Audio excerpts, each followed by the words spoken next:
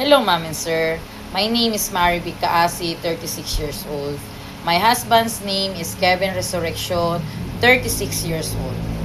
We have two children. The one boy is 19 years old and the one girl is 17 years old. I am a high school graduate in Caloocan National High School. My height is 160 centimeter. My weight is 63 kilogram. I am a previous work as domestic helper in Hong Kong. I serve to the 3 members of family, the 2 adults and 1 children.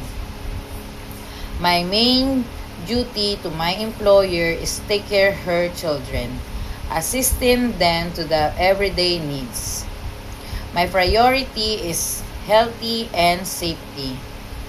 And also I do household work.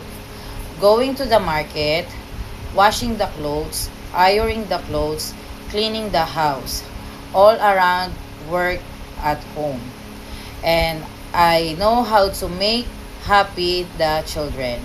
I play with her, bring to the park, tutoring the basic English and math, and also cooking the favorite foods. Mom and sir, if you hire me as your helper, I do everything. I'm honest, I'm hard worker, and I do everything. I follow the rules and regulation. Thank you, mom and sir. Hopefully, you choose me. Thank you.